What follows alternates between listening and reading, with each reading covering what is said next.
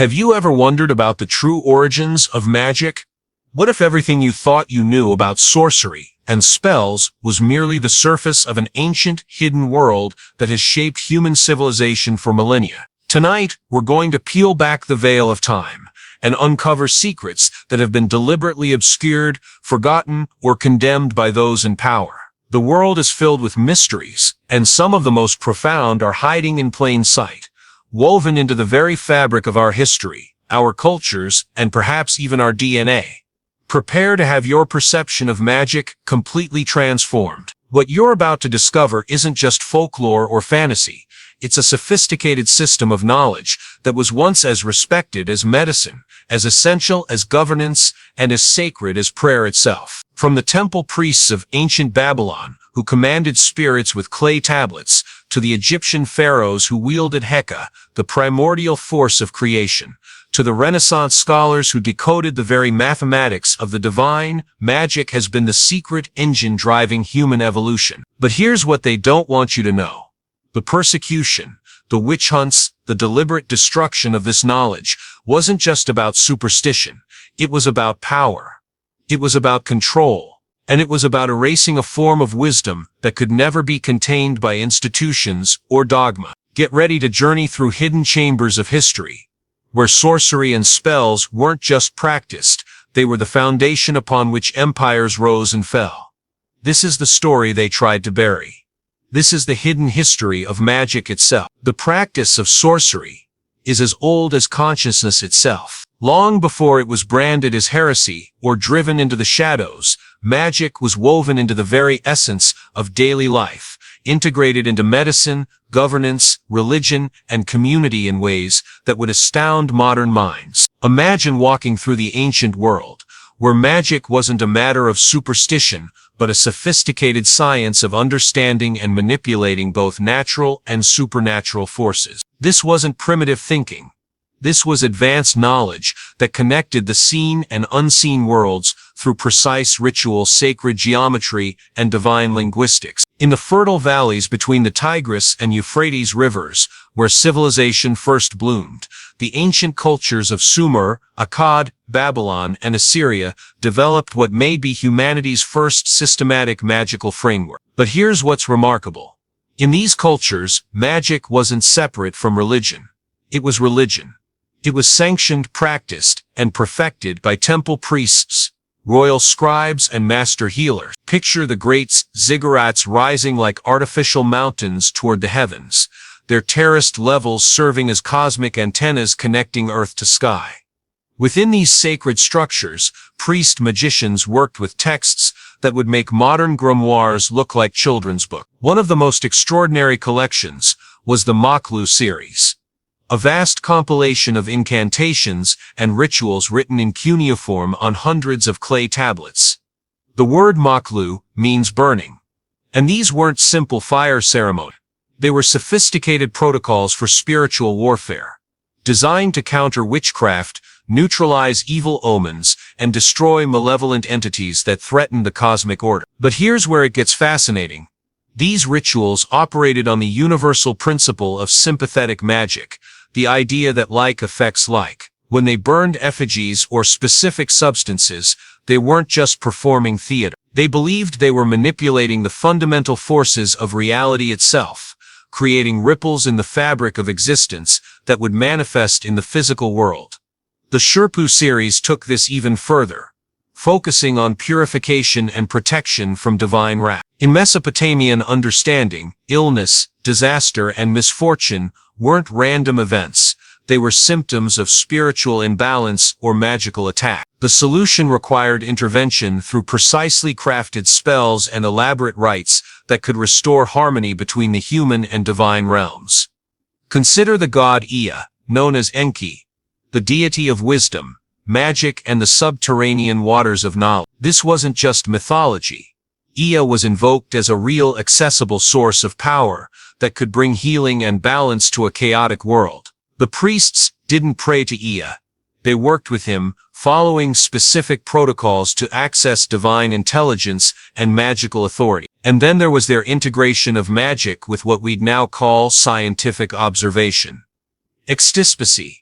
The reading of animal entrails wasn't primitive superstition but a complex diagnostic system. Omen interpretation, dream analysis, and celestial observation were practiced with meticulous precision, not as folk belief, but as respected sciences requiring years of training and certification. If Mesopotamia gave birth to organized magic, Egypt perfected it into an art form that still influences esoteric traditions today. In the land of the pharaohs, magic was called Heka. And here's something that will challenge everything you think you know about ancient Egyptian religion. Heka wasn't considered a practice or a skill. It was understood as a primordial force that existed before the gods themselves. The fundamental energy that animated all creation, all healing, and all transformation. Think about the implications of this. The Egyptians believed magic was literally the force that spoke the universe into existence. Egyptian priest-magicians were trained in both ritual technology and medical science, using magical texts as precision instruments for spiritual surgery. They didn't just perform ceremonies, they conducted operations on reality itself.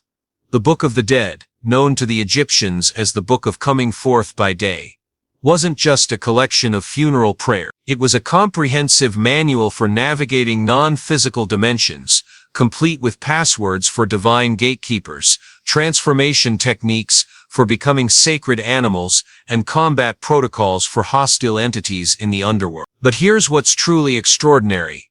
The coffin texts and pyramid texts, predecessors to the Book of the Dead, contained spells that were considered so powerful they worked simply by being present. The hieroglyphs themselves were understood to be alive, carrying actual magical force whether spoken aloud or merely inscribed on stone. Picture the Great Pyramid chambers, where these texts weren't just decorative, they were functional magical machinery designed to ensure the pharaoh's successful transition through death and rebirth. Every symbol, every word, every spatial relationship was calculated to generate specific spiritual effects.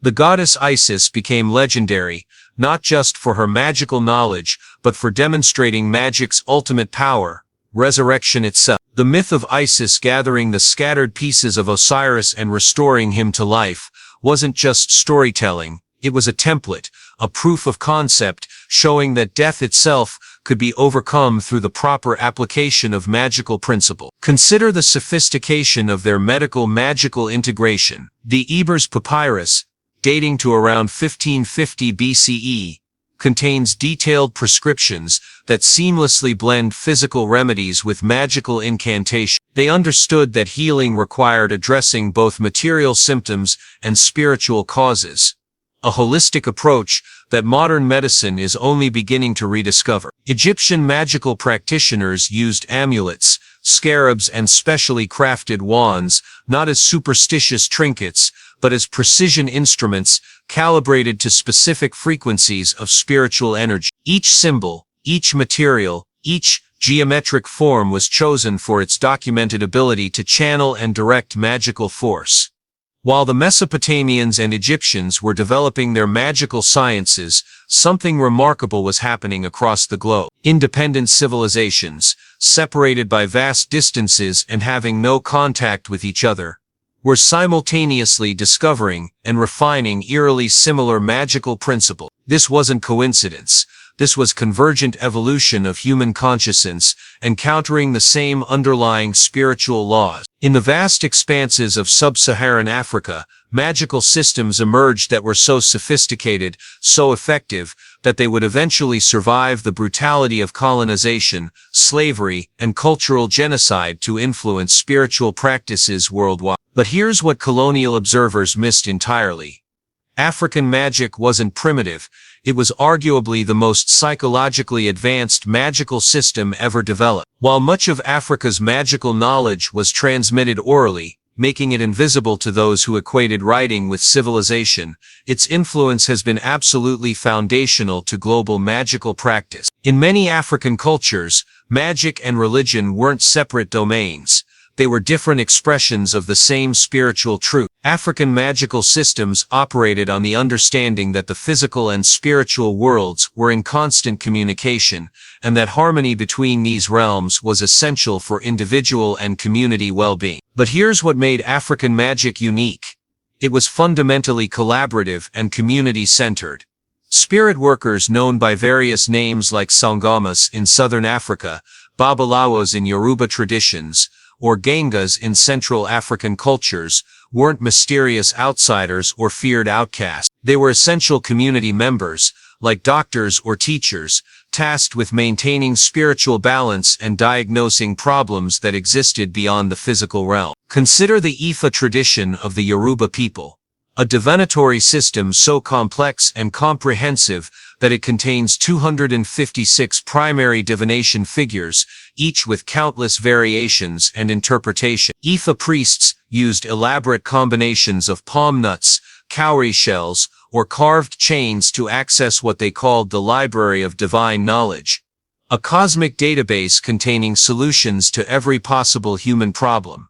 But Ifa wasn't just fortune-telling. It was a sophisticated diagnostic system that could identify the spiritual roots of physical, emotional, or social problems, then prescribe specific remedies that might include herbal medicines, ritual procedures, lifestyle changes, or community intervention. The use of charms, fetishes, and power objects in African traditions wasn't superstition, it was applied metaphysics. These objects were understood to be vessels or conduits for spiritual energy, carefully constructed according to traditional formulas that had been tested and refined over generations. What colonial observers dismissed as primitive was actually a highly advanced understanding of consciousness, energy, and the interconnectedness of all existence. African magical practitioners were working with concepts that quantum physics is only beginning to explore. The idea that consciousness itself shapes reality, that intention has measurable effects on physical systems, and that everything in the universe is fundamentally connected. In ancient India, magical practices were embedded within the earliest religious texts, the Vedas composed over 3,000 years ago. But the Atharva Veda, in particular, reveals something extraordinary. A comprehensive system of sound-based magic that treated the very vibrations of language as tools for reshaping reality. These weren't just prayers or chants, they were understood as sonic technologies capable of influencing the fundamental frequencies that hold the universe together. The correct pronunciation wasn't just important, it was everything. A single mispronounced syllable could render a mantra powerless or even dangerous. Vedic magicians, called rishis, were essentially sound engineers of consciousness, practicing both inner meditation and external ritual to access and direct divine forces. They worked with mantras directed at specific deities: Agni, the fire god; Indra, the storm deity; Chandra, the moon consciousness. Not as distant supernatural beings, but as accessible aspects of cosmic intelligence. The centerpiece of Vedic magical practice was the yajna, fire rituals that served as communication systems with divine intelligences. These weren't primitive fire worship, they were sophisticated technologies for transmuting physical substances into spiritual energy. Grains and sacred herbs were offered into flames while chanting precise formulas designed to appease or compel cosmic forces. But here's where Indian magic evolved into something unprecedented. The Tantric traditions developed magic into an esoteric system aimed not just at worldly benefits, but at transcendental enlightenment itself. Tantric practitioners used mudras, ritual gestures, yantras, sacred geometric diagrams, and bija mantras, seed syllables, to hack the very operating system of consciousness. Tantric magic was revolutionary because it treated the practitioner's own body and mind as the primary magical instrument. Through specific techniques, practitioners could develop siddhis, supernatural powers including telepathy, clairvoyance, astral travel, and even physical transformation. This wasn't fantasy, it was systematic spiritual technology, with documented results that modern neuroscience is only beginning to understand. The Tantric masters were essentially consciousness hackers, using precise techniques to access non-ordinary states of awareness and develop extraordinary human capability. In ancient China, magic developed along two parallel tracks: that would eventually merge into one of the world's most comprehensive systems of spiritual technology. Taoism, one of China's foundational philosophies, emphasized harmony with the Tao, the invisible flowing order that underlies all existence. But Taoist magic wasn't just philosophical, it was intensely practical. Early Taoist practitioners engaged in internal alchemy, Naden, using meditation, breathing techniques, and energy cultivation to transmute their physical bodies into spiritual immortality. This wasn't metaphorical. They believed they could literally achieve physical immortality through the proper application of spiritual principles.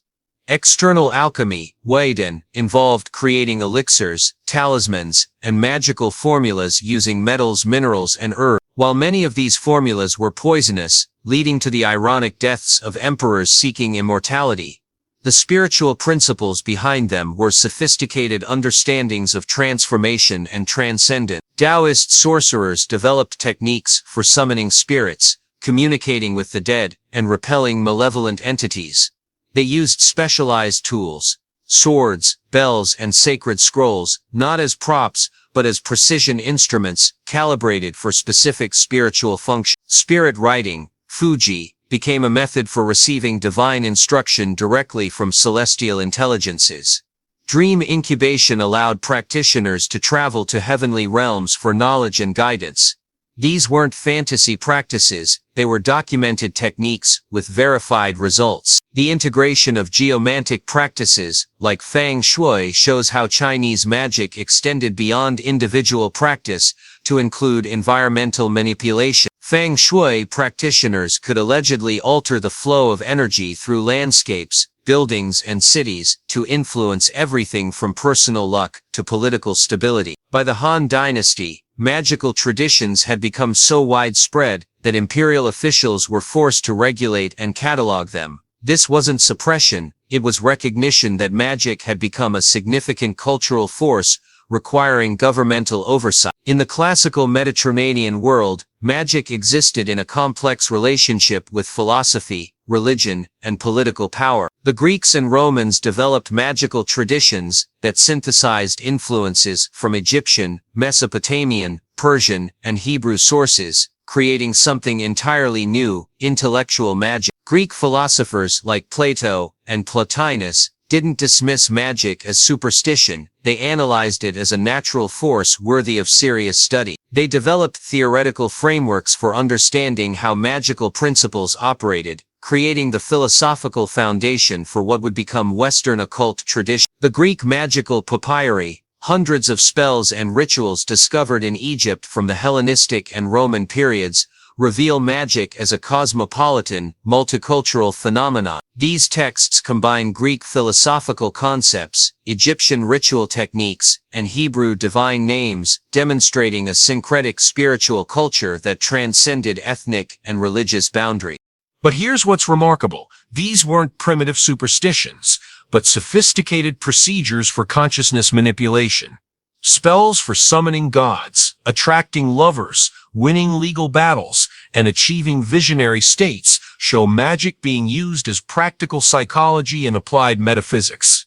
Figures like Apollonius of Tyana became legendary for their ability to perform miracles and travel between worlds, serving as models for the philosopher-magician archetype that would influence Western esoteric tradition for centuries. The mystery schools, Orphic, Dionysiac, and later Hermetic traditions developed initiatory systems that combined magical practice with spiritual transformation. These weren't just religious ceremonies, they were comprehensive educational programs designed to produce individuals with extraordinary spiritual capabilities. As the ancient world gave way to the medieval era, magic underwent a profound and often violent transformation. What had once been accepted, even revered, now became a battleground between competing worldviews. The rise of Christianity didn't simply suppress magical practice, it forced magic to evolve, adapt, and go underground, creating some of the most sophisticated and dangerous magical systems in human history. This wasn't simply a story of religious oppression, it was a complex dance between power and knowledge, orthodoxy and rebellion, fear and fascination that would reshape both magic and Christianity itself.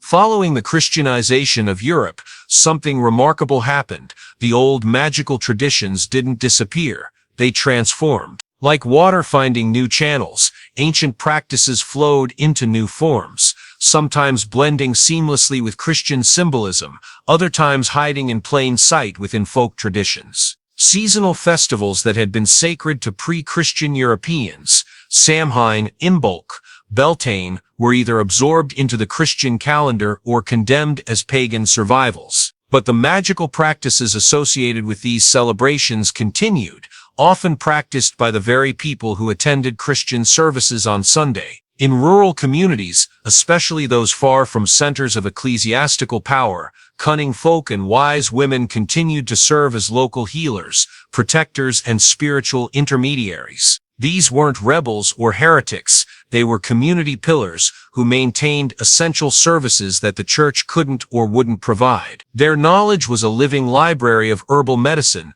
weather prediction, animal husbandry, and psychological counseling wrapped in ritual and symbolism. They performed blessings for livestock, created love charms, interpreted dreams, and offered protective talismans, all services that people desperately needed regardless of their official religious affiliation. But here's what made this period so dangerous. The line between acceptable folk practice and forbidden sorcery was razor thin and constantly shifting.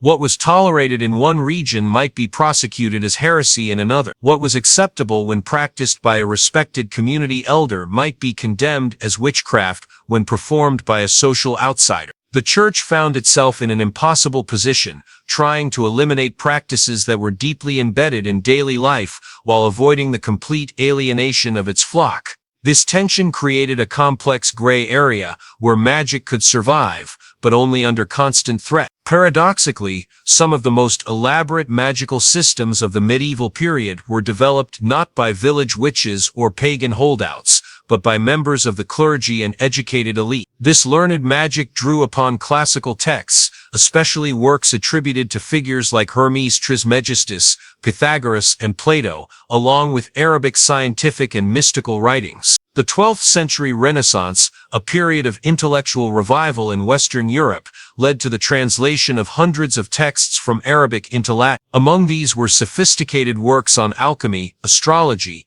divination, and natural magic that presented magical practice not as demon worship but as natural philosophy. Scholars like Albertus Magnus, Roger Bacon, and later Marsilio Ficino studied the relationships between celestial movements, natural elements, and spiritual forces. They were seeking to understand what they called the hidden correspondences of the universe, the secret connections that linked all things together. In this context, magic was seen as natural magic, a systematic understanding of God's creation that could be used for healing, knowledge, and spiritual development. This was distinguished from demonic magic, which involved trafficking with evil spirits and was universally condemned. One of the most influential magical texts of this period was the Picatrix, a comprehensive manual of celestial magic compiled in Islamic Spain and later translated into Latin. The Picatrix offered detailed instructions for creating talismans, performing celestial rituals, and summoning spiritual intelligences. This wasn't folklore.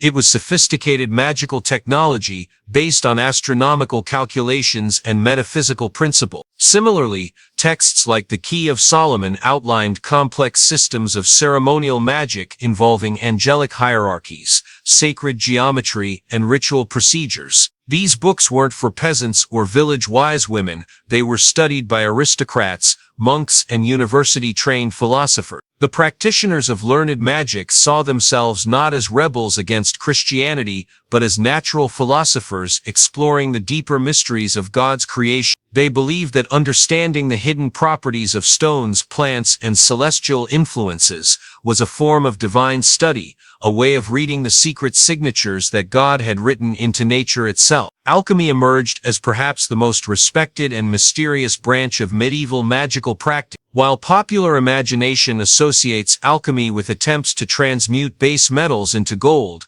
true alchemists pursued far more ambitious goals, the perfection of matter and spirit through the discovery of the philosopher's stone. Alchemical laboratories were sacred spaces that combined practical chemistry with mystical contemplation. Master alchemists like Nicholas Flamel, Raymond Lull, and later Paracelsus worked with flasks, crucibles, and furnaces not just as scientific instruments, but as tools for spiritual transformation.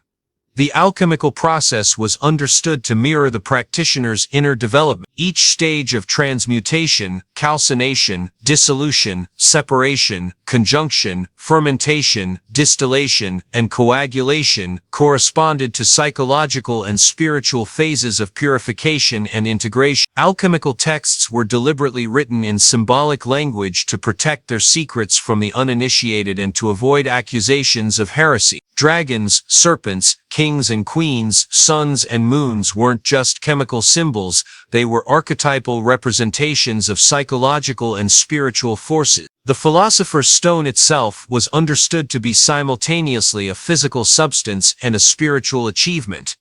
A perfect integration of matter and consciousness that could grant not just the ability to transmute metals, but also physical immortality and divine wisdom. What made alchemy particularly fascinating was its international character. Alchemical knowledge flowed freely between Christian, Islamic, and Jewish practitioners, creating a hidden network of scholars who shared techniques and discoveries across religious and cultural boundaries. As the medieval period progressed, the Church's attitude toward magic underwent a dramatic hardening.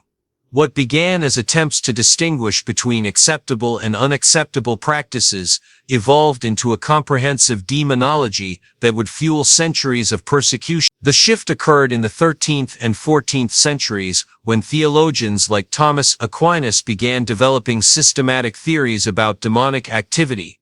Magic that had previously been dismissed as delusion or superstition was now considered evidence of active diabolic intervention in human affairs. This theological development had profound practical consequences. Practices that had been tolerated or merely frowned upon were now suspected of involving demonic pacts and infernal assistance. The practitioner's intent became irrelevant.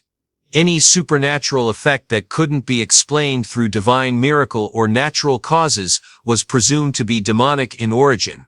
The publication of the Malleus Maleficarum Hammer of Witches in 1487 marked a crucial turning point. Heinrich Kramer and Jacob Sprenger created a systematic manual for identifying, prosecuting, and executing witches that would fuel the persecution mania of subsequent centuries. The Malleus asserted that witches, predominantly women, were engaged in heretical activities, including devil worship, sexual congress with demons, infanticide, and the sabotage of Christian sacraments. It provided detailed instructions for recognizing witches, extracting confessions through torture, and carrying out execution. While many scholars of the time criticized the Malleus as extreme and unscholarly, it gained traction among secular authorities who found witch hunting a useful tool for social control and property confiscation. Despite increasing persecution, magical practice continued to flourish in hidden forms. Grimoires, manuals of ritual magic, circulated secretly among networks of practitioners who maintained magical traditions through careful concealment and coded communication. These texts outlined complex systems of ceremonial magic involving sacred names,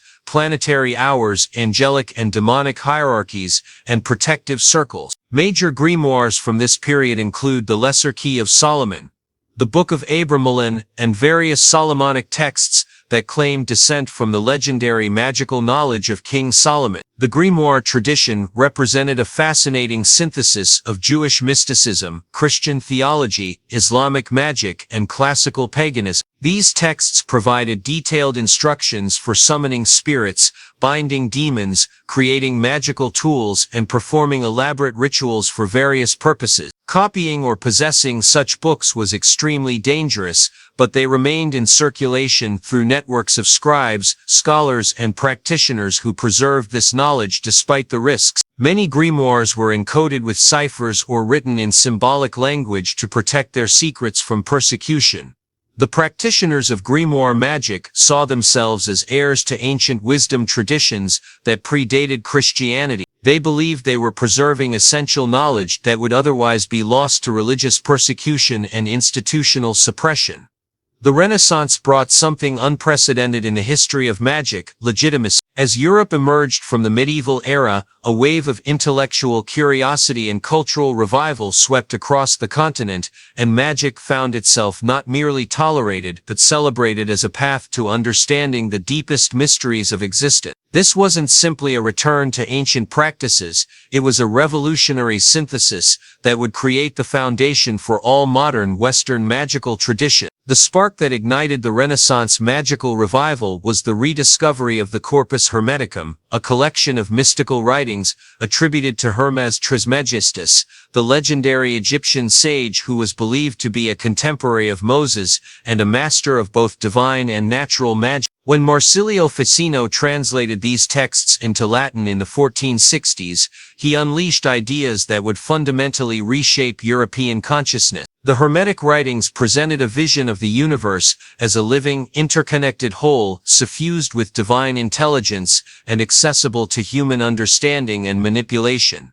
The famous Hermetic principle, as above, so below, wasn't just mystical poetry, it was understood as a fundamental law of reality, stating that patterns in the celestial realm were reflected in the terrestrial realm, and that by understanding these correspondences, humans could influence both levels of existence. Hermeticism taught that human beings were microcosms, miniature universes, that reflected the greater cosmos in their structure and potential. This meant that by understanding and perfecting themselves, individuals could gain insight into the workings of the entire universe and develop the ability to work magic on a cosmic scale. The Hermetic worldview distinguished between different types of magic: natural magic, which worked through the hidden virtues and correspondences found in nature, and lethargic magic, which involved direct communication and collaboration with divine intelligences, like angels and planetary spirits. This framework provided Renaissance intellectuals with a sophisticated justification for magical practice that didn't conflict with Christian theology.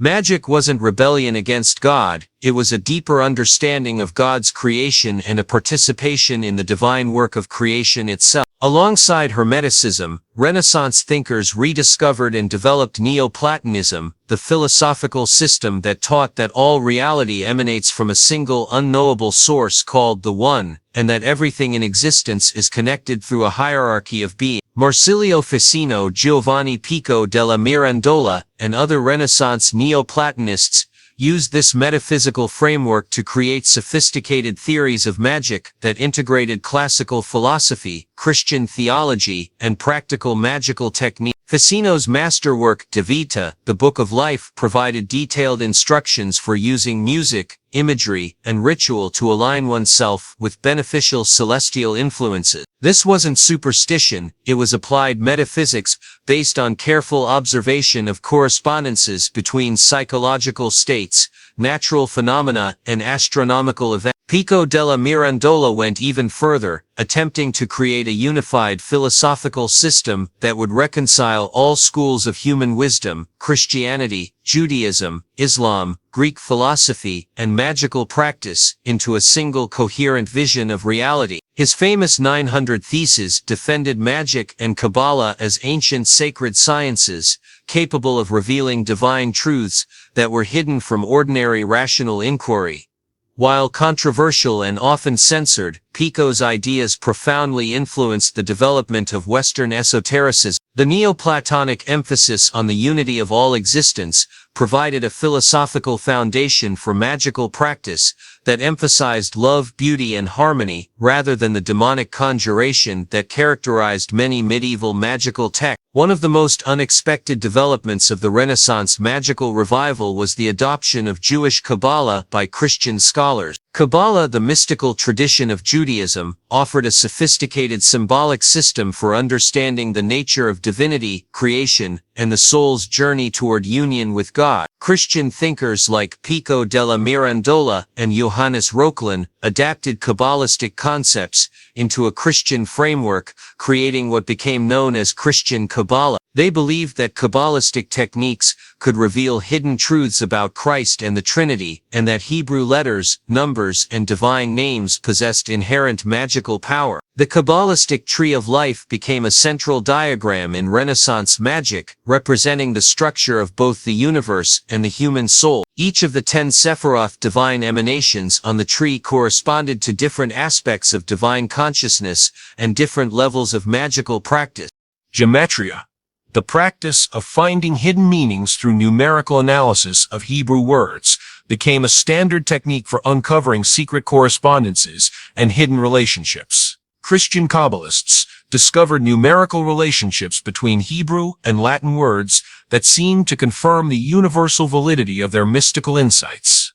The four worlds of Kabbalah, Atziluth, the divine world, Bariah, the creative world, Yetzirah, the formative world, and Asiya, the material world, provided a comprehensive map of reality that magical practitioners could use to understand how spiritual influences manifested in physical effects. This Christian adaptation of Kabbalah would profoundly influence later magical traditions, including Rosicrucianism, Freemasonry, the Golden Dawn, and modern ceremonial magic. Renaissance magic wasn't anti-scientific. It was an alternative form of science that emphasized the spiritual dimensions of natural phenomena. Many of the greatest Renaissance thinkers were simultaneously scientists and magicians, seeing no contradiction between these approaches to understanding reality.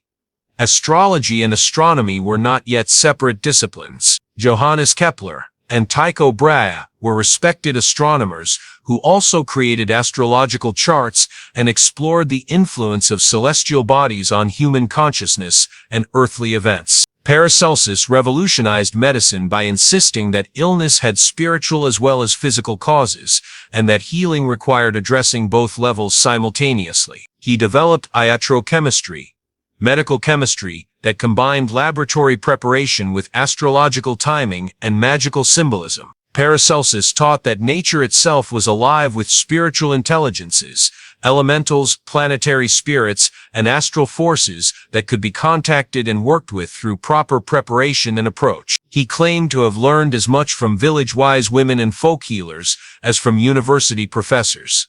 John Dee, the brilliant English mathematician and advisor to Queen Elizabeth I, developed a comprehensive system of angelic magic based on direct communication with celestial intelligences. Working with medium Edward Kelly, Dee claimed to receive detailed instructions for magical practice in a divine language called Enochian. Dee's magical work included detailed maps of the celestial hierarchies, precise instructions for constructing magical tools and altar arrangements, and complex invocations for summoning and commanding various classes of spiritual beings. These weren't primitive superstitions, but sophisticated attempts to develop practical techniques for consciousness expansion and reality manipulation based on careful observation and systematic experimentation. The Renaissance saw an explosion in the production and circulation of grimoires, detailed manuals of magical practice that provided step-by-step instructions for everything from simple divination to complex spirit evocation. Heinrich Cornelius Agrippa's 3 books of occult philosophy became the most influential magical text of the Renaissance period. Agrippa synthesized Hermeticism, Neoplatonism, Kabbalah, and classical magic into a comprehensive theoretical and practical system. Agrippa's work was organized around the concept of 3 worlds: the elemental world of natural magic, the celestial world of mathematical magic, and the intellectual world of ceremonial magic.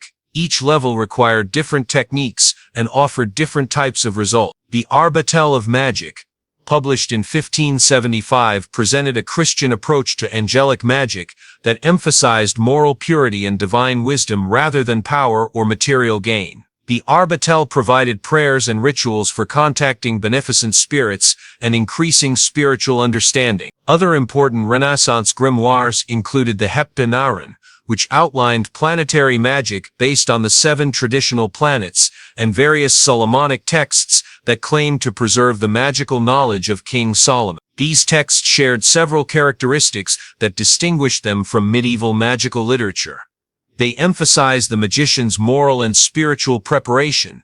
They provided detailed theoretical explanations for magical technique, and they presented magic as a noble pursuit worthy of educated individuals.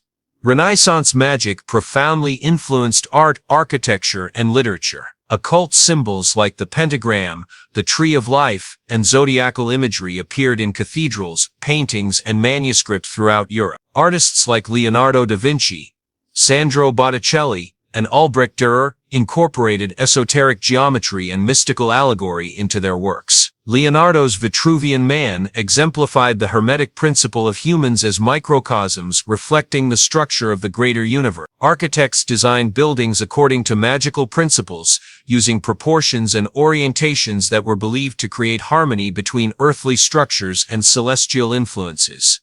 The dome of St. Peter's Basilica, for example, was designed to reflect the dome of heaven and create a space conducive to spiritual experience. Literary works like Edmund Spenser's The Faerie Queene and the plays of Christopher Marlowe, especially Dr. Faustus, explored magical themes and made esoteric concepts accessible to popular audiences. The symbolic language of transformation, death, rebirth, purification, and union became central not only to magical practice but to Renaissance culture's understanding of creativity, learning, and spiritual development. Despite the intellectual respectability that magic achieved during the Renaissance, the danger of persecution remained constant. The Protestant Reformation and Catholic Counter-Reformation created an atmosphere of religious extremism that was hostile to unorthodox belief. Giordano Bruno, the brilliant philosopher and magician who taught an infinite universe filled with divine life, was burned at the stake in 1600 for promoting ideas that challenged both Catholic and Protestant orthodoxy. Many Renaissance magicians learned to present their work in coded language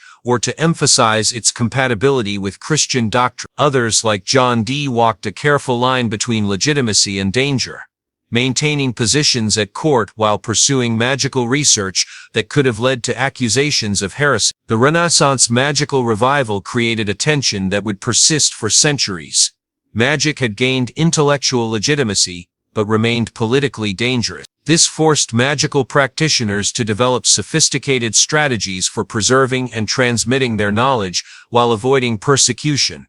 In the shadow of the Renaissance's intellectual flowering, Europe was consumed by perhaps the darkest chapter in the history of magic, the witch hunt. Between the 15th and 18th centuries, tens of thousands of people, predominantly women, were accused, tortured, and executed for practicing witchcraft in a wave of persecution that swept across continents. This wasn't simply religious fanaticism or medieval superstition. The witch hunts represented a complex intersection of theology, politics, social control, and gender oppression that reveals the true power and danger that magic represented to established authority. For most of the early medieval period, the Christian Church had viewed witchcraft with skeptical tolerance. Early theologians like St. Augustine argued that magic was essentially powerless, an illusion with no real effect on the world, and that belief in witches was itself a form of pagan superstition. But in the 13th century, something fundamental changed. Theologians began developing a new understanding of demonic activity that transformed witchcraft from harmless delusion into existential threat. The shift began with the work of scholars like Thomas Aquinas, who created systematic theories about how demons could interfere in human affairs. According to this new demonology, Satan and his minions were actively recruiting human agents to corrupt Christian society from within. Magic that had previously been dismissed as ineffective was now understood as evidence of demonic alliance. Any supernatural effect that couldn't be explained as divine miracle or natural phenomenon was presumed to involve diabolic assistance. This theological revolution had devastating practical consequences. Folk healers who had been tolerated or even respected were now suspected of demonic pacts. Wise women whose knowledge of herbs and healing had served their communities for generations were recast as dangerous enemies of God.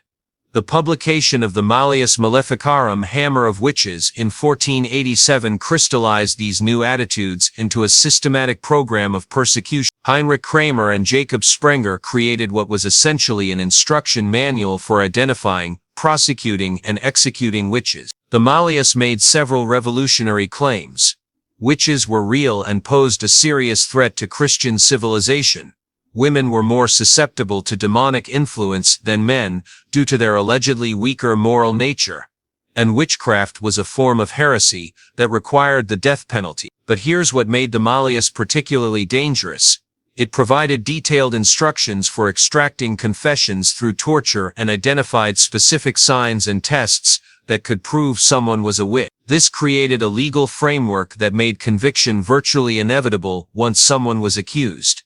The witch hunts didn't occur in a vacuum, they emerged from a perfect storm of social, political, and environmental factors that created ideal conditions for mass hysteria and scapegoat. The Little Ice Age, which began around 1300 and lasted until 1850, brought colder temperatures and unpredictable weather patterns that devastated agricultural societies. Crop failures, famines, and livestock deaths created desperate communities looking for someone to blame. The Black Death and subsequent plague outbreaks killed enormous percentages of the population, leaving survivors traumatized and seeking explanations for incomprehensible suffering. In a world where disease was poorly understood, supernatural causation seemed as plausible as any other explanation. The Protestant Reformation and Catholic Counter-Reformation created an atmosphere of religious extremism and mutual accusation. Both sides were determined to root out internal enemies and demonstrate their theological purity through aggressive persecution of heretics. Legal systems were transitioning from ecclesiastical to secular control,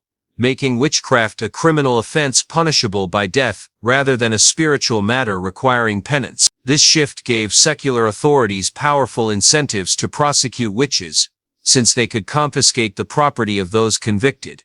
Economic pressures created additional motives for accusation. In times of hardship, targeting wealthy widows or successful female entrepreneurs for witchcraft charges provided a convenient way to redistribute property, while appearing to serve the cause of religious purity. Perhaps the most revealing aspect of the witch hunts was their overwhelmingly gendered character. While both men and women were accused and executed, the vast majority of victims were women, particularly older women, widows, midwives, healers, and those who lived independently. This pattern wasn't accidental. It reflected deep-seated fears about female autonomy, knowledge, and sexuality that the witch hunts both expressed and reinforced. Women who possessed specialized knowledge, midwives who understood birth and death, herbalists who knew the properties of plants, wise women who counseled their communities, were particularly vulnerable. Their knowledge represented a form of power that existed outside patriarchal institutions and couldn't be easily controlled. The stereotype of the witch as an old, ugly woman served multiple functions. It demonized female aging, portrayed women as inherently susceptible to evil, and suggested that women without male protection were dangerous to society. But the witch hunts also revealed women's actual power and the threat it posed to established authority. Many accused witches were healers whose services were essential to their communities, property owners whose wealth gave them independence, or strong-willed individuals who challenged social norms. The systematic persecution of these women represented a massive destruction of female knowledge and authority that took centuries to recover from. Traditional healing practices, midwifery skills, and folk wisdom that had been preserved and transmitted by women for generations were lost or driven underground. Once someone was accused of witchcraft, they entered a legal system specifically designed to extract confessions and ensure conviction. The procedures developed during the witch hunts represented a systematic abandonment of traditional legal protections and an embrace of torture as a standard investigative tool. Torture methods included the rack, which stretched the body until joints dislocated, thumb screws and other devices designed to crush fingers and toes, sleep deprivation that could last for days or weeks, and the strapado, which involved suspending victims by their arms tied behind their backs. The swimming test required the accused to be bound and thrown into water. If they floated, they were guilty. If they sank and drowned, they were innocent but dead. Other tests included searching the body for devil's marks, any unusual moles, scars, or blemishes, and watching for spectral evidence, supernatural phenomena that only the accuser could see. Confessions, extracted under torture, were then used to implicate others, creating expanding networks of accusation that could engulf entire communities. Family members, neighbors, and friends found themselves forced to choose between betraying loved ones and facing torture themselves. The legal proceedings abandoned traditional requirements for evidence and witness testimony, accepting instead confessions obtained through torture, spectral evidence, and accusations from other alleged witches. Several major witch trials demonstrate the scale and horror of the persecution. The Würzburg and Bamberg trials in Germany during the early 17th century resulted in over 1,000 executions in just 2 cities, including children as young as 7 and members of the clergy. The Pendle witch trials in England in 1612 involved a group of impoverished women from Lancashire, who were accused of using witchcraft to murder their neighbors. 10 were hanged based on testimony that included alleged confessions and accusations from family members. The Torsåker witch trials in Sweden in 1675 saw over 70 people beheaded and burned in a single day, making it the largest mass execution in Swedish history. The accusations began with claims that local witches were taking children to diabolic gatherings. The Salem witch trials in Massachusetts in 1692 became the most famous American witch hunt, with over 200 people accused and 20 executed. The Salem trials demonstrated how quickly accusations could spread through a community and how spectral evidence could make anyone vulnerable to charges. These trials shared common patterns. They began with accusations against marginal individuals, spread through communities via forced confessions and neighbor accusations, and ended only when prominent citizens became targets or authorities realized the investigations were out of control. Even at the height of the witch hunts, some individuals had the courage to speak out against the persecution and question the assumptions underlying the trials. Johannes Weyer, a Dutch physician, argued in De Prestatis Daemonum, 1563, that most accused witches were mentally ill and that the devil had no real power to grant magical abilities. His work was condemned and banned, but it influenced later skeptics. Reginald Scott published The Discovery of Witchcraft, 1584 in England, systematically exposing the fallacies of witch hunting and demonstrating how alleged magical phenomena could be explained through natural causes or deliberate fraud. Friedrich Spee, a Jesuit priest who served as confessor to accused witches, wrote Cautio Criminalis, 1631, condemning the use of torture and arguing that innocent people were being killed based on forced confessions and false evidence. These critics faced serious risks for their opposition to the witch hunts, but their works helped lay the foundation for the eventual decline of persecution by providing rational alternatives to supernatural explanations. The witch hunts gradually declined in the late 17th and early 18th centuries, as a combination of factors made mass persecution unsustainable. Scientific rationalism and Enlightenment thinking provided alternative explanations for natural phenomena that had previously been attributed to supernatural causes. Educated elites became increasingly skeptical of spectral evidence and confessions obtained through torture. Legal reforms raised evidentiary standards and restricted the use of torture in criminal proceedings. Courts became more reluctant to accept the types of evidence that had made witch convictions routine. Economic and political changes reduced the social tensions that had fueled accusation. Religious conflicts stabilized, agricultural conditions improved, and legal systems became more professionalized. Perhaps most importantly, the witch hunts had revealed their own contradictions and excesses. When accusations began targeting wealthy merchants, clergy, and nobility, authorities realized that the prosecution system they had created could threaten anyone.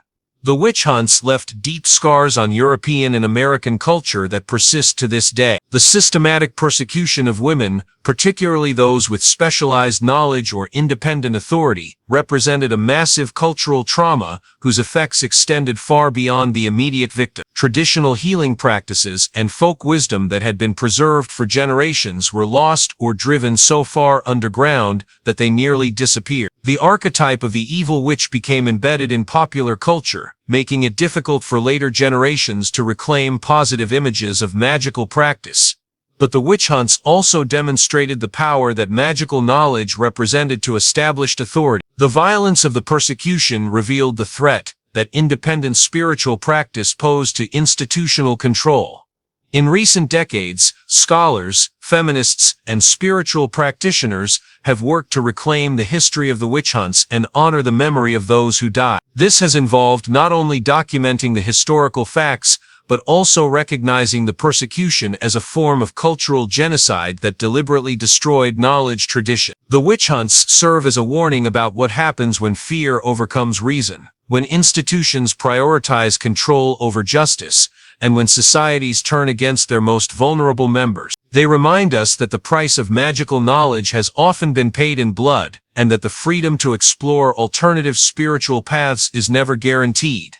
As the Age of Enlightenment gave way to the Industrial Era, something extraordinary began to happen. Magic, which had been violently suppressed and driven underground, started to re-emerge in new, sophisticated, and increasingly organized form. This wasn't simply a nostalgic return to ancient practices. It was a complete reimagining of what it means to practice magic in a rational, scientific, and secular world. The modern magical revival represents one of the most remarkable cultural phenomena of the past 2 centuries, the transformation of magic from a persecuted folk practice into a respected spiritual path practiced by millions worldwide. The late 18th and 19th centuries witnessed the emergence of secret societies and occult orders that would fundamentally reshape magical practice. These organizations combined rigorous study, systematic training, and elaborate ritual to create unprecedented forms of magical education and practice. Freemasonry, while not explicitly magical, created a template for initiatory societies that emphasized symbolic instruction, progressive advancement through degrees, and the preservation of ancient wisdom. Masonic lodges became networks for intellectuals interested in esoteric subjects and provided organizational models for later magical orders. The Hermetic Order of the Golden Dawn, founded in 1887 in London, became the most influential magical organization of the modern era. The Golden Dawn synthesized virtually every known magical tradition: Hermeticism, Kabbalah, tarot, astrology, alchemy, and Egyptian symbolism into a comprehensive system of magical training and practice. What made the Golden Dawn revolutionary was its systematic approach to magical education. Members progressed through a series of grades, each requiring mastery of specific knowledge and practices.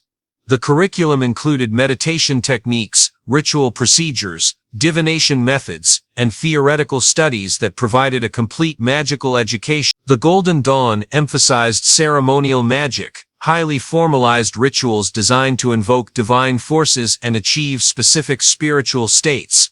Unlike folk magic, which was practical and local, ceremonial magic was intellectual, universal, and symbolic. The order attracted some of the most brilliant minds of its era, including poet W.B. Yeats, author Arthur Machen, and actress Florence Farr. These individuals brought artistic sensibility and intellectual rigor to magical practice, helping to legitimize magic as a serious spiritual pursuit. Perhaps no figure has been more influential in modern magic than Aleister Crowley, the controversial English occultist who broke from the Golden Dawn to establish his own magical philosophy called Thelema. Crowley's central teaching was encapsulated in the phrase, "Do what thou wilt shall be the whole of the law, love is the law, love under will." This wasn't a license for hedonistic indulgence, but a sophisticated ethical philosophy, emphasizing the discovery and fulfillment of one's true spiritual purpose. The foundation of Thelema was the Book of the Law, which Crowley claimed to have received through direct revelation from a supernatural intelligence named. This text proclaimed a new spiritual age, the Aeon of Horus, in which individual will would replace external authority as the primary spiritual principle. Crowley's magical system synthesized Eastern and Western mysticism, incorporating elements of yoga, tantra, Buddhism, and Hindu philosophy into Western ceremonial magic. He was among the first Western magicians to seriously study and practice Eastern spiritual technique. His writings, particularly Magic in Theory and Practice, provided detailed instructions for magical practice that emphasized psychological transformation, consciousness expansion, and the development of extraordinary human capability. Though controversial during his lifetime, the British press dubbed him the wickedest man in the world. Crowley's influence on modern magic has been enormous. His ideas shaped virtually every subsequent magical movement and continue to influence contemporary practitioners. While ceremonial magic attracted intellectuals and artists, a parallel movement was emerging that would bring magical practice to a much broader audience. Gerald Gardner, a British civil servant and amateur anthropologist, claimed to have been initiated into a surviving coven of traditional witches in the night. Gardner's account of this initiation and his subsequent books about witchcraft created what became known as Wicca, a modern revival of pre-Christian European paganism that emphasized nature worship, goddess spirituality, and seasonal celebration. Wiccan practice centered around the Wheel of the Year, 8 seasonal festivals that honored the changing seasons and the agricultural cycle. These celebrations connected practitioners to natural rhythms and cycles that had been largely forgotten in industrial society. The Wiccan goddess represented a revolutionary reclaiming of feminine divine imagery that had been suppressed by centuries of patriarchal religion. The goddess was understood as the source of all life, the embodiment of nature's creative and destructive powers, and the spiritual mother of all existence. Wiccan magic emphasized practical results and personal empowerment rather than abstract spiritual development. Practitioners learned to cast spells for healing, protection, love, and prosperity using natural materials like herbs, stones, and candles. The religion's emphasis on personal experience and individual revelation made it particularly appealing to people seeking alternatives to authoritarian religious structure. Wiccan practice could be adapted to individual needs and circumstances without requiring adherence to complex theological doctrines. In the 1970s and 1980s, a new approach to magic emerged that would challenge traditional assumptions about magical practice. Chaos magic, pioneered by figures like Peter Carroll and Ray Sherwin, emphasized results over theory and effectiveness over tradition. Chaos magicians argued that belief itself was a tool that could be adopted and discarded as needed. They practiced paradigm shifting, temporarily adopting different belief systems to access their magical techniques without committing to their worldviews. This approach allowed chaos magicians to draw from any magical tradition, Tibetan Buddhism, Haitian Vodou, urban shamanism, pop culture magic, without being constrained by traditional cultural or religious boundary. Chaos magic emphasized experimentation and innovation over adherence to established practices. Practitioners were encouraged to develop their own techniques, create personal magical systems, and adapt traditional methods to contemporary circumstances. The movement's irreverent attitude toward magical tradition made it particularly appealing to younger practitioners who wanted to practice magic without the elaborate ceremonial structures of older systems. The emergence of the internet in the 1990s transformed magical practice in ways that are still being understood. Online communities allowed practitioners from around the world to share techniques, compare experiences, and collaborate on magical projects. Digital platforms democratized access to magical knowledge that had previously been available only through expensive books or secret societies. Ancient grimoires, modern magical texts, and contemporary innovations became freely available to anyone with internet access. Social media platforms like Facebook, Instagram, and TikTok created new venues for magical education and community building. Hashtags like WitchTalk and Modern Witch connected millions of practitioners and made magical practice visible in popular culture. The development of magical apps, digital divination tools, and online ritual spaces showed how traditional practices could be adapted to digital environments without losing their essential characteristics. Virtual covens and online magical orders allowed people in isolated areas or restrictive circumstances to participate in magical communities and receive training that would otherwise be unavailable. One of the most significant developments in contemporary magic has been its integration with popular culture. Modern practitioners draw magical inspiration from movies, television shows, comic books, video games, and other forms of entertainment. Pop culture magic recognizes that fictional characters and narratives can serve as valid sources of magical symbolism and archetypal energy. Practitioners might work with superheroes as modern mythological figures, use sci-fi technologies as models for magical techniques, or adapt fantasy novels as sources of ritual inspiration. This approach reflects a fundamental shift in how magic relates to culture. Rather than being separate from mainstream society, modern magic actively engages with contemporary symbols, narratives, and technologies. Pop culture magic also demonstrates magic's adaptability and relevance. By incorporating contemporary cultural elements, magical practice remains vital and meaningful to new generations of practitioners. Modern magical practice has been profoundly influenced by developments in psychology, particularly depth psychology and transpersonal psychology. Many contemporary practitioners understand magic primarily as a technology for consciousness exploration and psychological transformation. Jungian concepts like archetypes, the collective unconscious, and individuation have provided psychological frameworks for understanding magical symbolism and practice.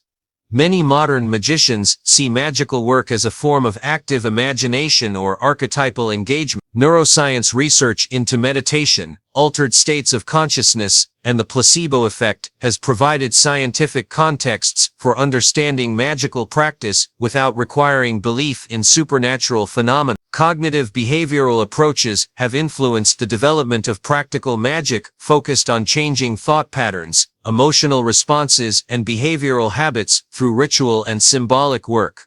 Contemporary magical practice has increasingly engaged with social and political issues. Many practitioners use magical techniques to support social justice causes, environmental protection, and political change.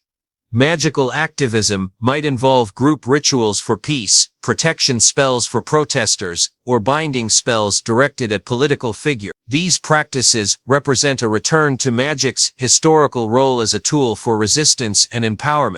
The Me Too movement, Black Lives Matter, and climate change activism have all incorporated magical elements as practitioners seek to use spiritual techniques to support social transformation. This development reflects magic's evolution from a primarily personal practice to a tool for collective action and social change.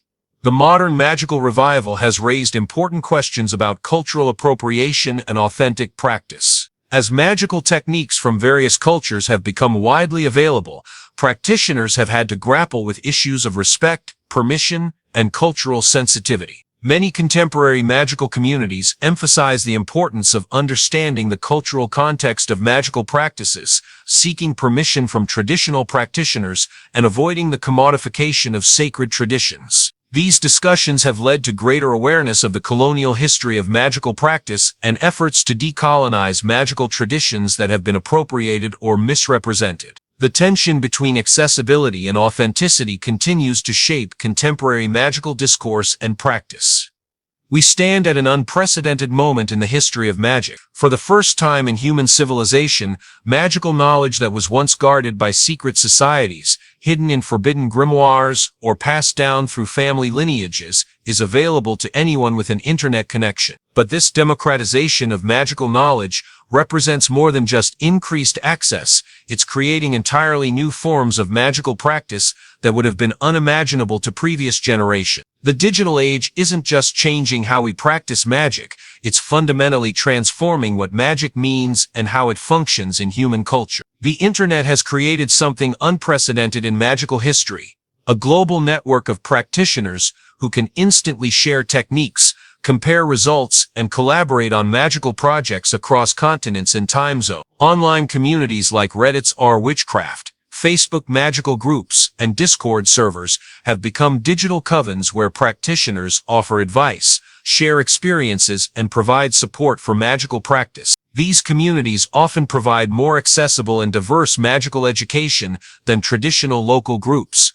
Live-streamed rituals allow practitioners to participate in group magical work regardless of their physical location. Full moon ceremonies, seasonal celebrations, and healing circles can now include participants from around the world, creating unprecedented opportunities for collective magical practice. The concept of viral magic has emerged, where magical techniques, spells, or rituals spread rapidly through social media networks, often adapted and modified as they propagate. This creates a form of evolutionary magical development where practices are constantly refined through collective experimentation. Digital magical tools have proliferated, including tarot apps, astrology software, meditation programs, and spell tracking applications. These tools make magical practice more accessible while raising questions about the relationship between technology and spiritual authenticity. Social media platforms have become major vectors for magical education and community building, particularly among younger practitioners. TikTok's WitchTok hashtag has accumulated billions of views, making it one of the largest magical communities in history. These platforms have democratized magical authority, allowing practitioners to share knowledge without institutional credentials or traditional training. Young witches create content about spellcasting, divination, and magical theory that reaches audiences larger than most traditional magical teachers ever imagined. The visual nature of platforms like Instagram and TikTok has emphasized the aesthetic dimensions of magical practice, leading to increased interest in altar design, crystal collecting, and ritual photography. This has made magical practice more visually appealing, but has also raised concerns about the commodification and superficialization of spiritual traditions. Short-form content has created new challenges for magical education, as complex practices must be condensed into brief videos or posts. This has led to the development of micro-practices, simple magical techniques that can be learned and performed quickly, but still provide meaningful results. The speed and reach of social media have also accelerated the spread of misinformation about magical practice, making discernment and critical evaluation more important than ever for contemporary practitioners. Technology has created new possibilities for divination and oracle consultation that extend traditional practices in unprecedented directions. AI-powered tarot readers, astrology programs, and I Ching consultations provide instant access to divinatory guidance. These digital oracles raise profound questions about the nature of divination itself. If divination works through synchronicity or symbolic resonance, can computer algorithms access the same patterns that human diviners traditionally interpret? Some practitioners have embraced digital divination as a legitimate evolution of ancient practices, while others argue that technological mediation destroys the spiritual essence of divination. This debate reflects larger questions about the relationship between spirituality and technology. Blockchain technology has been used to create immutable oracles and divination records, attempting to preserve the integrity of spiritual guidance in digital form. Cryptocurrency projects have emerged that claim to tokenize spiritual energy or create decentralized magical systems. Virtual reality environments are being developed for immersive divination experiences, allowing practitioners to consult oracles in simulated sacred spaces or mythological realms. Modern physics, particularly quantum mechanics, has provided new metaphors and frameworks for understanding magical practice. Concepts like observer effect, quantum entanglement, and non-locality have been adopted by contemporary magicians seeking scientific explanations for magical phenomena. While most physicists reject the application of quantum concepts to magical practice, many practitioners find these scientific metaphors useful for understanding how consciousness might influence reality through observation and intention. The rise of consciousness studies and research into meditation, psychedelics, and altered states has provided scientific contexts for understanding magical practice that don't require belief in supernatural phenomena. Biofeedback technology and brainwave monitoring have been integrated into magical practice, allowing practitioners to observe the physiological effects of ritual and meditation in real time. Some practitioners have begun experimenting with random number generators, electromagnetic field detectors, and other scientific instruments as tools for magical practice and verification. The computational metaphor has become increasingly important in contemporary magical thinking. Some practitioners conceptualize spells as programs that run on the operating system of reality, using intention and symbol as programming languages. Chaos magicians have developed sigil generators and algorithmic spellcrafting techniques that use computer-assisted randomization to create magical symbols and procedures. The concept of memetic magic has emerged, treating ideas themselves as magical entities that can be programmed, transmitted and activated through digital networks. Some practitioners have begun experimenting with actual computer programming as a form of magical practice, creating software intended to influence probability, generate synchronicities, or facilitate consciousness alteration. The intersection of artificial intelligence and magical practice has led to experiments in AI-assisted spellcrafting, where machine learning algorithms analyze successful magical practices to generate new techniques and approaches. The rise of cryptocurrency and NFTs, non-fungible tokens, has created new forms of magical commodification and commercialization. Digital spellbooks, magical artwork, and even blessed cryptocurrency have emerged as new forms of magical commerce. Some practitioners have embraced these developments as legitimate evolution of magical practice,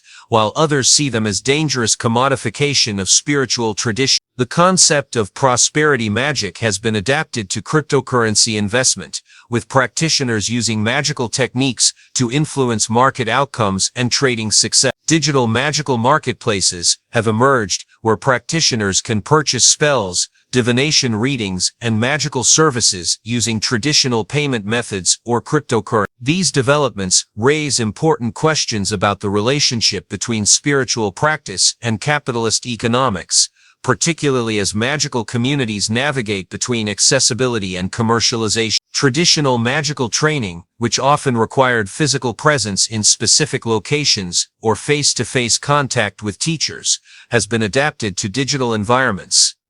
Online covens, magical schools, and initiation systems have proliferated. Virtual reality technology is being explored as a platform for immersive magical training and ritual practice. VR environments can simulate sacred spaces, mythological realms, and ceremonial settings that would be impossible to access in physical reality. Online initiation ceremonies and degree-granting systems have emerged, though they remain controversial within traditional magical communities that emphasize the importance of physical presence and energy exchange. Distance learning programs for magical practices have made training accessible to practitioners in remote locations or restrictive circumstances, democratizing access to knowledge that was previously limited to urban centers or specific geographical regions. Digital platforms have become powerful tools for magical activism, allowing practitioners to coordinate collective rituals, share protective magic, and organize spiritual responses to social and political issues. Mass magical workings coordinated through social media have become increasingly common,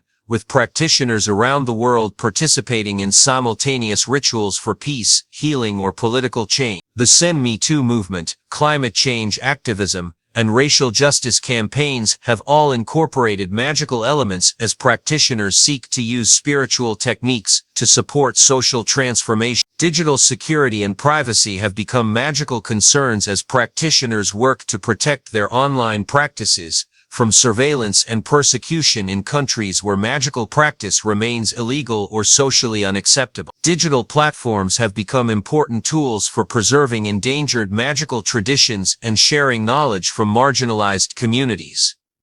Indigenous practitioners, traditional healers, and cultural keepers use online platforms to document and transmit their knowledge to new generations. However, this digital preservation also raises concerns about cultural appropriation and the decontextualization of sacred practices.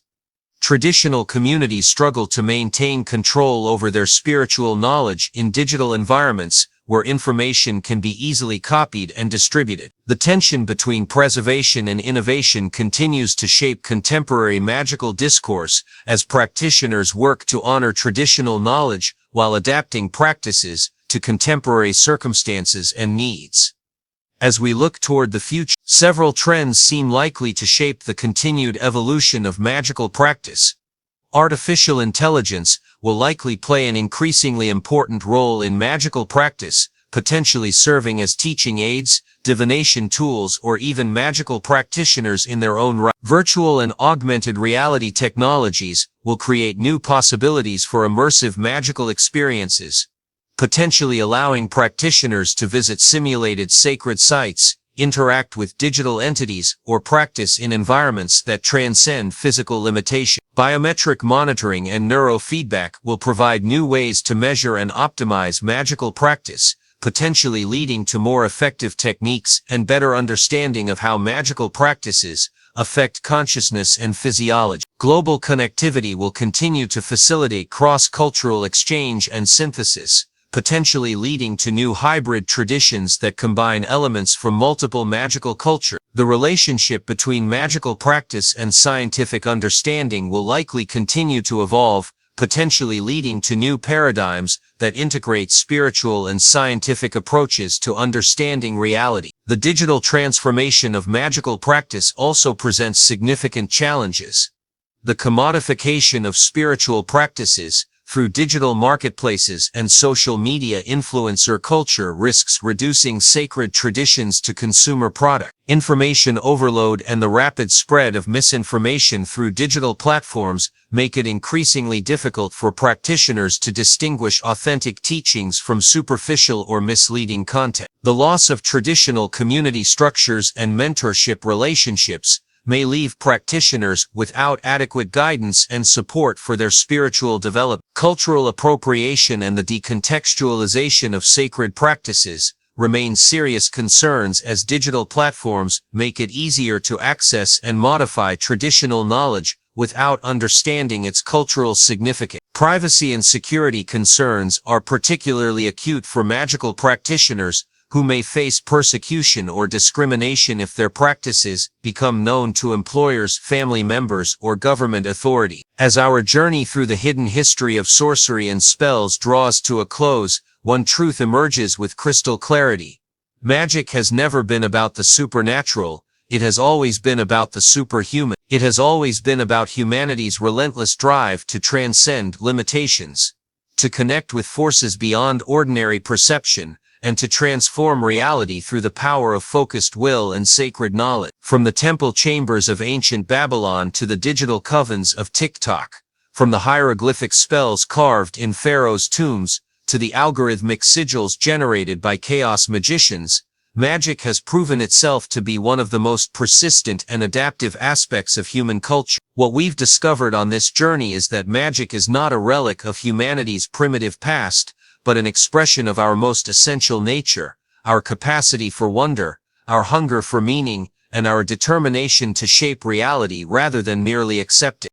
The Mesopotamian priests chanting incantations over clay tablets and the modern witch live streaming a full moon ritual are engaged in fundamentally the same activity. They are using symbol, intention, and ritual to focus their will and create change in accordance with their deepest desires and needs. The Egyptian magician inscribing the Book of the Dead and the contemporary practitioner programming a digital sigil are both working with the same underlying principle, that consciousness and symbol can interact to influence the fabric of reality itself. The medieval alchemist seeking the philosopher's stone and the modern chaos magician experimenting with paradigm shifts are both pursuing the same essential goal, the transformation of consciousness and the development of extraordinary human capabilities. This continuity reveals something profound about human nature itself. Despite millennia of cultural change, technological advancement, and religious evolution, we remain fundamentally magical beings, creatures who instinctively seek to engage with mystery, to work with symbol and metaphor, and to believe that individual will can make a difference in the world. Our journey has also revealed the cyclical nature of magical practice, periods of acceptance and integration, followed by suppression and persecution, followed by revival and renaissance. Magic flourished in ancient civilizations when it was integrated with religion, medicine, and governance. It survived the early medieval period by adapting to Christian frameworks and hiding within folk traditions. It experienced a glorious revival during the Renaissance when intellectual curiosity overcame religious dogma. The witch hunts represented perhaps the darkest chapter in magic's history, when fear and institutional power combined to create centuries of persecution that nearly destroyed entire knowledge tradition. Yet even this brutal suppression could not extinguish the magical impulse, it merely drove it underground, where it evolved and adapted until conditions allowed for its re-emergence. The modern revival of magic, from the Golden Dawn to Wicca to chaos magic to digital witchcraft, demonstrates magic's extraordinary resilience and adaptability. Each generation rediscovers magical practice in forms appropriate to their time and circumstances, while maintaining connection to ancient wisdom traditions. This pattern suggests that magic serves essential human needs that cannot be met by purely rational or materialistic worldview. Despite the dominance of scientific thinking and technological solutions, millions of people continue to seek magical approaches to healing, meaning, and empowerment.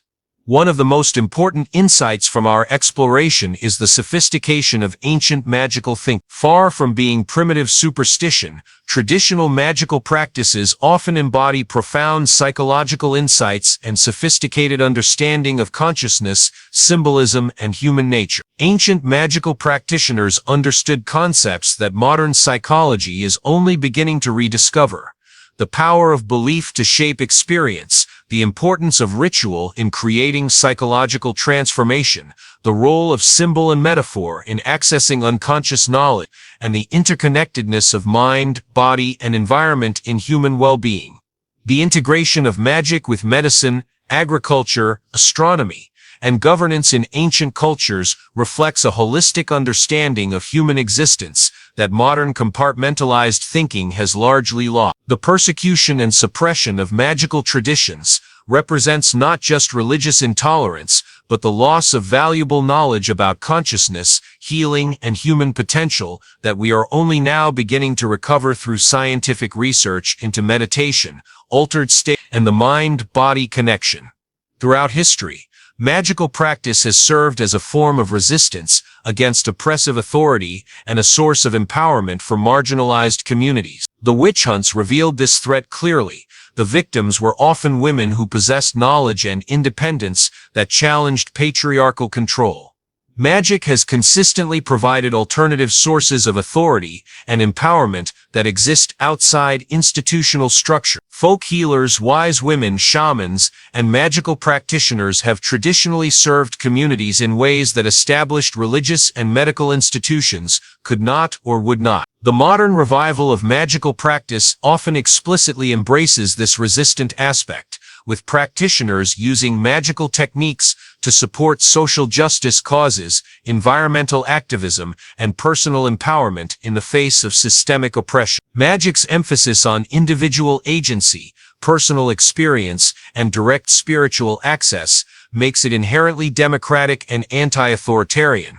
This may explain why magical practice continues to flourish even in societies dominated by institutional religion and scientific materialism. As we look toward the future, magic appears to be entering a new phase of evolution and integration. The digital age has created unprecedented opportunities for magical education, community building, and practice, while also raising new challenges about authenticity, commodification, and cultural appropriation. The growing interest in consciousness studies, quantum physics, and holistic healing has created new frameworks for understanding magical practice that don't require rejection of scientific thinking. Many contemporary practitioners see magic and science as complementary approaches to understanding and influencing reality. The globalization of magical knowledge has created opportunities for synthesis and innovation that would have been impossible in previous eras, while also requiring greater sensitivity to cultural context and traditional authority. The integration of magical thinking with social activism,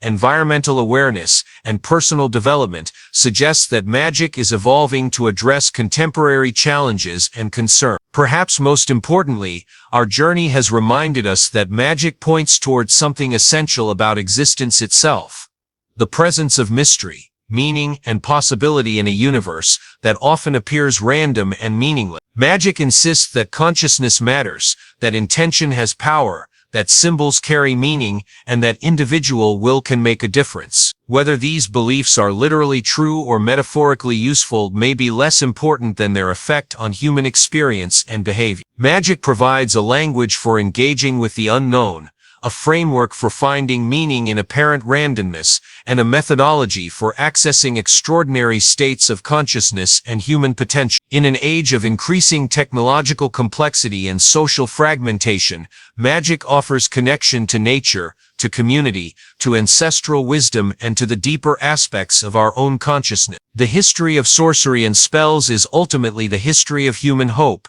creativity, and determination to transcend limitation. It is the story of individuals who refused to accept that reality was fixed and unchangeable, who believed that hidden forces could be accessed and directed, and who were willing to risk persecution and death to preserve and practice their knowledge. From whispered charms carved into ancient stone, to digital rituals shared across glowing screens, the story of magic is the story of human imagination, restless, mystical, and unyielding. In every age, culture, and circumstance, humans have reached toward mystery, sought to heal suffering, and attempted to shape reality through focused will and sacred action. The flame of magical practice has survived the rise and fall of empires, the persecution of witch hunts, the skepticism of scientific materialism, and the challenges of digital transformation. It continues to burn because it represents something eternal in human nature: our capacity for wonder, our hunger for meaning, and our determination to believe that transformation is possible. Today, millions of people around the world continue to cast spells, perform rituals, and seek magical solutions to life's challenges. They do so not because they reject reason or science, but because they recognize that human existence requires more than material explanations and technological solutions. Magic endures because it addresses needs that rationalism alone cannot meet: the need for meaning, for mystery, for personal agency, and for connection to forces greater than ourselves. Whether understood literally or metaphorically, magically or psychologically, magic provides tools for transformation that remain as relevant today as they were to our ancestors. The hidden history of sorcery and spells reveals that magic has never been about escaping reality. It has always been about engaging more deeply with reality's hidden potentials and mysterious depth. It reminds us that the world is more magical than we often remember, and that each of us carries within ourselves the power to create change, heal suffering, and touch the infinite. In a world that often feels dominated by forces beyond our control, magic offers the radical proposition that individual consciousness matters, that personal will has power, and that transformation is always possible. This may be the greatest magic of all, the persistent human belief that we are not merely victims of circumstance, but active participants in the creation of reality itself. The story of magic is far from over. As long as humans dream of transcendence, seek healing for suffering, and believe in the possibility of transformation, the ancient arts of sorcery and spells will continue to evolve, adapt, and flourish. The flame that was kindled in the first human heart to wonder at the stars burns still, and it will continue to burn as long as consciousness seeks to touch the infinite. This is the true legacy of magic, not the promise of supernatural power, but the reminder that we ourselves are the miracle we seek. In learning to wield the forces of symbol, intention, and will, we discover not that we can transcend human nature, but that human nature itself is far more magical than we ever dared to believe.